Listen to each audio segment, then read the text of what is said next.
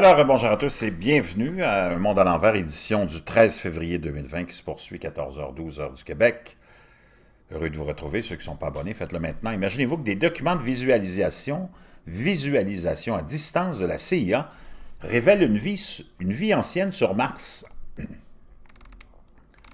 Il est difficile de comprendre le nombre de programmes que la CIA a financés ou recherche actuellement.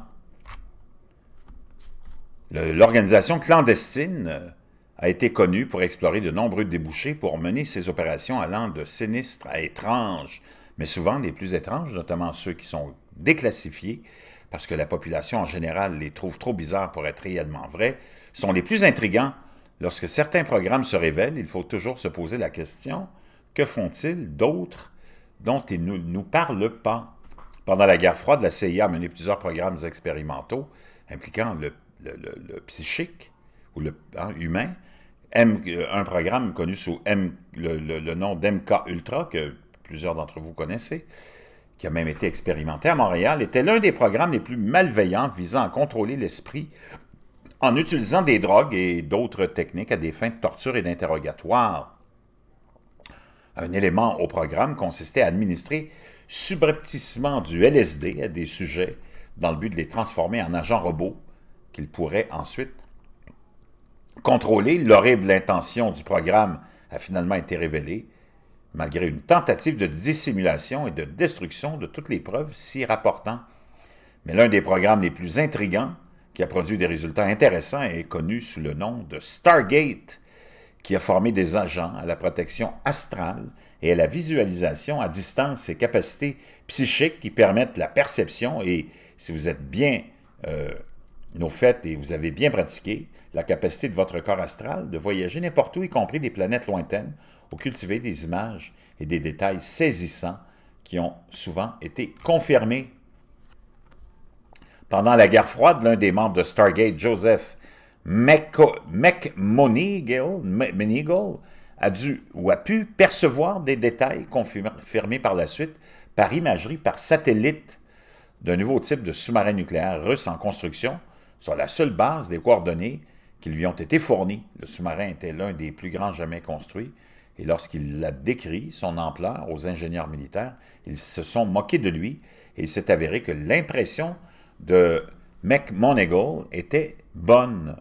McMoneagle faisait partie d'un groupe clé de visionnement à distance parmi les participants de la CIA qui se concentraient sur les cibles militaires, les personnes disparues, et tentaient parfois de voir à différentes périodes. Mais ces tentatives étaient toutes banales par rapport à un voyage astral inattendu d'un autre monde qu'il entreprendrait en 1984. Un jour, il a été réveillé d'une sieste et a reçu une enveloppe scellée qui ne pouvait pas être ouverte avant la fin d'une session de visionnement ultérieure, au cours de laquelle son collègue lui a dicté les coordonnées à consulter. Bientôt, McMoneagle se retrouvant en projection astrale vers un lieu inconnu. Récemment, la CIA a rendu publique la transcription de McMoneagle et d'un agent effectuant la visite. Lorsque McMoneagle est entré dans son état de vision, il a décrit un monde habité par une civilisation en piteux état. Il a décrit avoir vu une infrastructure composée de routes, d'aqueducs, de canaux et de pyramides qui se croisent. La transcription est intéressante et décrit un McMoneagle déconcerté qui a souvent du mal à rapporter les données brutes sur lesquelles son collègue lui rappelle constamment de rester concentré. Tout au long du visionnement, son étonnement le dépasse, conduisant à des périodes tangentielles, parfois jusqu'à 30 minutes, essayant de maintenir sa concentration. Lorsque McMoneagle signale finalement un contact avec des entités vivantes, son collègue lui dit de commencer la communication avec elles. Il décrit leur situation comme étant dans un état critique, apparemment au bord de l'apocalypse, ayant prétendument envoyé des membres de leur civilisation en mission pour trouver un nouvel endroit où habiter.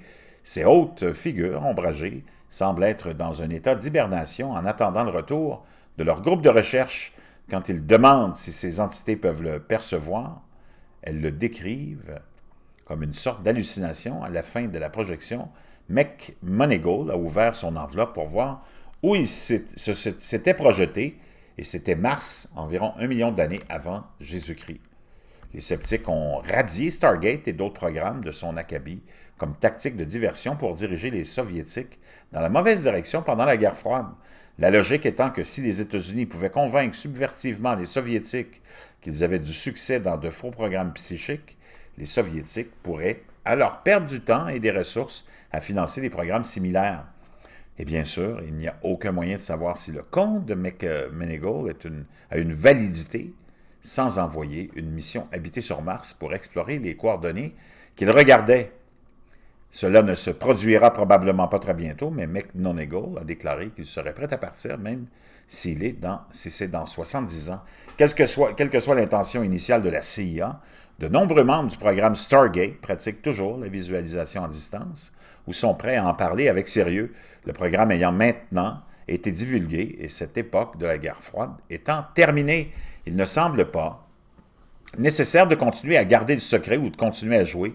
Nous serions également négligents de penser que les Russes ne faisaient pas de recherche sur le visionnage à distance bien avant les États-Unis. Il y a même des preuves qui le faisaient même avant le règne de Staline. Il existe d'autres documents déclassifiés de visualisation à distance de la CIA qui étaient autrefois considérés comme top secrets par la CIA, y compris certains qui ont abouti à des descriptions précieuses de bases soviétiques secrètes sur une île ésotérique au milieu de l'océan Indien et une autre au milieu de l'Oural, chaîne de montagnes. Le Spectateur a décrit les détails des bases et leur emplacement géographique dans des détails qui ont été confirmés plus tard. Bien que les preuves entourant ces sessions particulières soient quelque peu contradictoires, les rapports confirmant les résultats montrent l'étonnement des agents analysant le programme avec la précision étonnante de certains de ces visionnages, de ces visions, et bien que la projection astrale et la visualisation à distance soient de nature similaire mais de portée très différente, la confirmation des résultats des sessions de visualisation à distance de la CIA augmente la probabilité que les projections astrales puissent avoir une précision significative, vraiment intéressant.